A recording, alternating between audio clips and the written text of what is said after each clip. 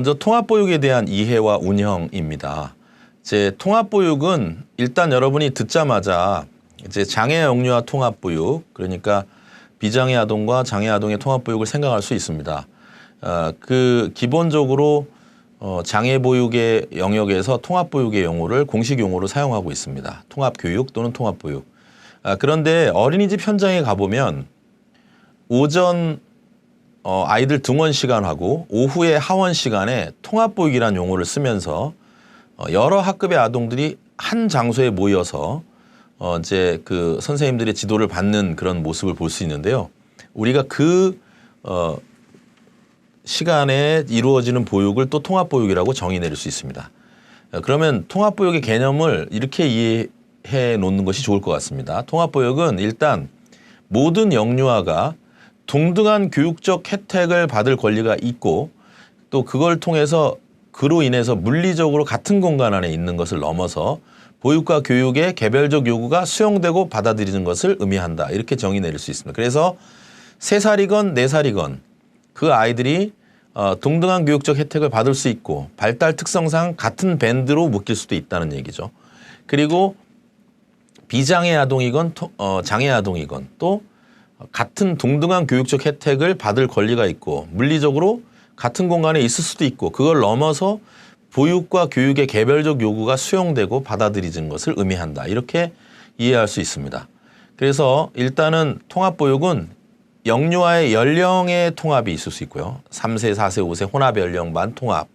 그리고 영아반의 요 학급과 또 다른 영아반 이 학급이 통합할 수도 있고요. 그다음에 장애 아동과 비장애 아동이 통합할 수도 있습니다. 그리고 일반적으로 또 통합교육의 영역 중에 수학교육과 언어교육을 통합해서 그래서 이걸 교과 영역의 통합이라고도 볼 수 있습니다. 그래서 이런 내용들을 우리가 기본적으로 전제해 놓고 이런 이론적 근거를 기반으로 해서 통합보육에 대한 이해를 한번 도모해 보겠습니다. 일단 통합보육과 관련해서 여러 가지 관점이 있습니다. 대략 이런 철학적, 발달적, 그리고 유아교육의 관점, 방법론적 관점 이렇게 4가지 관점으로 우리가 나눌 수가 있는데요. 철학적 관점부터 보면 인간은 본디 존재 자체가 통합되어 있는 유기체다. 그로 인해서 통합된 유기체로서의 인간은 그 자체로서 하나의 목표이다. 지속적으로 성취돼야 될 존재이다. 라고 보는 관점입니다.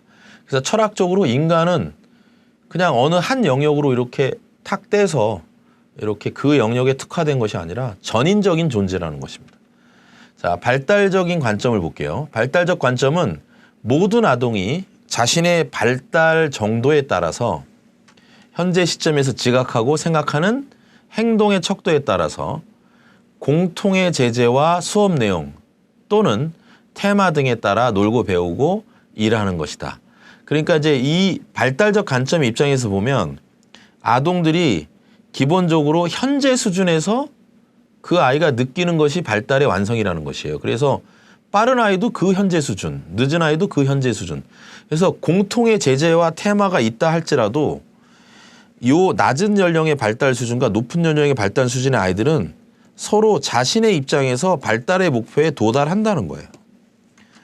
그렇기 때문에 통합보육 또는 통합교육이 연령이 통합됐을 때도 연령이 낮은 아이가 선행하는 것이고 연령이 높은 아이가 좀 이렇게 손해 좀 보는 것이고 이런 것이 아니라 서로 상호 발달의 이 수준이 다른 상태에서 자신의 수준에서 발달의 목표에 도달한다는 개념입니다. 자, 그다음에 유아교육적 관점이 있습니다. 유아교육적 관점에서 통합교육은 교과의 통합이라기보다는 활동의 통합을 통해서 전체적 경험을 통해서 세계에 대해서 이해를 하고 배우는 것이에요. 그래서 실제로 유아교육에서는 수학 시간, 음악 시간, 국어 시간 이렇게 구분되어져 있지 않습니다.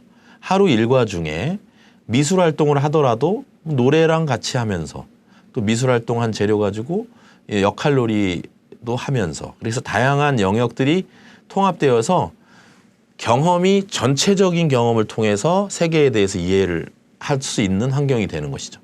그래서 어떤 의미에서는 이 통합이 영유아의 전인